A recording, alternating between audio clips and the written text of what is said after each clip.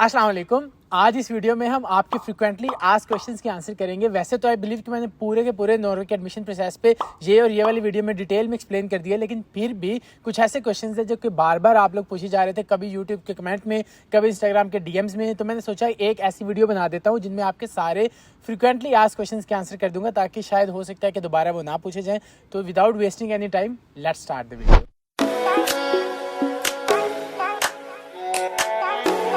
So the first frequently asked question is कि कौन सी website है जहां से आप नॉर्वे के लिए कोई कोर्स या यूनिवर्सिटी सेलेक्ट कर सकते हैं। वैसे तो मैंने आपकी ये वाली एडमिशन की वीडियो में बता दिया है कौन सी वेबसाइट है, लेकिन फिर ब्रीफली बताता चलूँ कि studyinnorway.no वेबसाइट है जहां से आप रेलिवेंट फिल्टर्स अप्लाई करके, फॉर एग्जाम्पल आप मास्टर्स करना चाह रहे हैं, इंग्लिश लैंग्वेज में करना चाह रहे हैं, किस सिटी में करना चाह रहे हैं, रेलिवेंट फिल्टर्स अप्लाई करके आप देख सकते हैं कि कौन कौन सी यूनिवर्सिटीज़ में कौन कौन से प्रोग्राम है जो आपकी फील्ड से रेलिवेंट ऑफर हो रहे हैं। Now the second frequently asked question is कि what is the minimum CGPA requirement, या अगर मेरा सीजीपीए कम है तो क्या मेरे नॉर्वे में एडमिशन के चांसेस कितने % होंगे।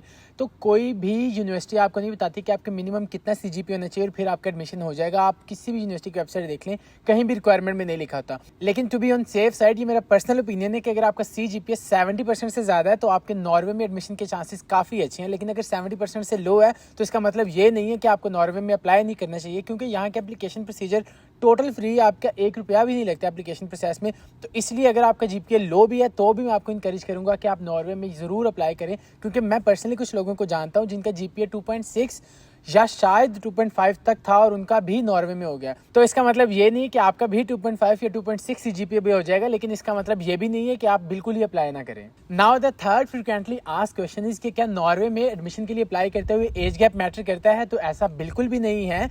आपकी एज चाहे 35 साल है या 40 साल है, चाहे आपने बैचलर्स 10 साल पहले किया था या 5 साल पहले किया था, एज लॉन्ग एज आप यूनिवर्सिटी के एडमिशन की रिक्वायरमेंट मीट करते हैं तो आप नॉर्वे में मास्टर्स के लिए अप्लाई कर सकते हैं। अब यहाँ मैं पर्सनल एग्जाम्पल से बताता चलूँ कि जब मैं यूनिवर्सिटी ऑफ स्टॉन्गर में मास्टर्स कर रहा था तो मेरे साथ कुछ स्टूडेंट थे जिनकी एज 35 साल तक थी और वो मास्टर्स कर रहे थे, and it was their second master. तो इसका मतलब ये है कि आप भी यहाँ मास्टर्स के लिए अप्लाई कर सकते हैं रिगार्डलेस ऑफ योर एज और age gap. Now the fourth frequently asked question is कि अगर मेरी पूरी की पूरी बैचलर्स की डिग्री इंग्लिश लैंग्वेज में थी या मेरा आइल्स में स्कोर कम आ गया तो क्या मैं नॉर्वे में एडमिशन के लिए अप्लाई कर सकता हूँ without any English proficiency certificate. तो ऐसा बिल्कुल भी नहीं है, क्योंकि नॉर्वे की किसी भी यूनिवर्सिटी की अगर आप रिक्वायरमेंट्स में देख लेंगे तो वहाँ क्लियरली लिखा होता है, चाहे आपकी बैचलर्स की डिग्री इंग्लिश में भी थी तब भी आपको इंग्लिश प्रोफिशिएंसी सर्टिफिकेट अपलोड करना पड़ेगा, जो कि मोस्ट केसेस में या तो आइल्स होता है या टॉफल होता है या पीटीई एग्जाम होता है या कोई भी और एग्जाम होगा। तो वो यूनिवर्सिटी की रिक्वायरमेंट में लिखा होगा उनकी वेबसाइट पे, वो आप उनकी वेबसाइट पे जाके देख सकते हैं। और अगर आपका आइल्स कम आ गया तो आपका एडमिशन नहीं हो सकता, क्योंकि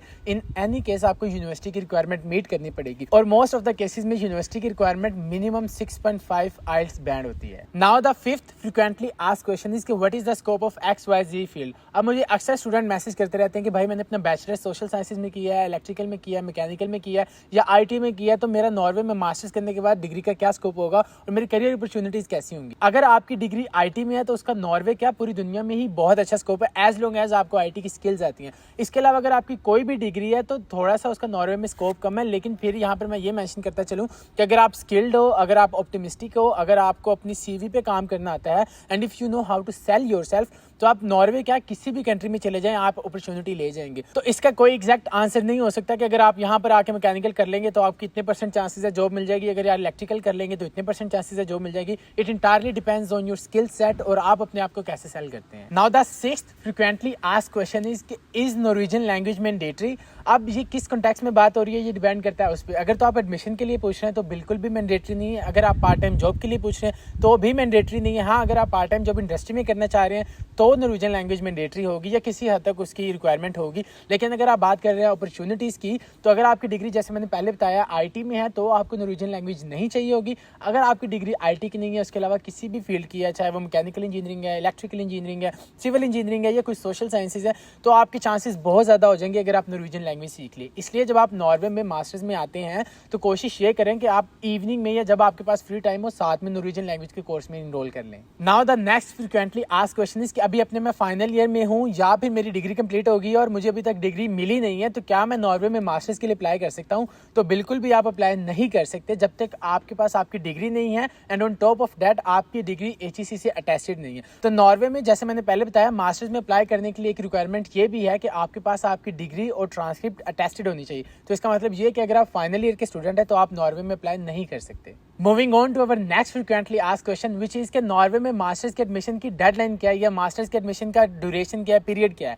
तो नॉर्वे में मास्टर्स के एडमिशन हमेशा 15 अक्टूबर को स्टार्ट होते हैं और मोस्ट ऑफ द यूनिवर्सिटीज़ की deadline first week of December में होती है। किसी की 30th ऑफ नवंबर होती है, किसी की 1st ऑफ दिसंबर होती है, किसी की 5th ऑफ दिसंबर होती है। तो depending on the university most of the universities first week of December में अपने एडमिशन बंद कर देते हैं। लेकिन एक आधी यूनिवर्सिटी जैसे कि यूनिवर्सिटी ऑफ स्टोंगर है, इनके एडमिशन हमेशा दिसंबर में स्टार्ट होते हैं और इनकी फर्स्ट वीक ऑफ जनवरी की डेडलाइन होती है।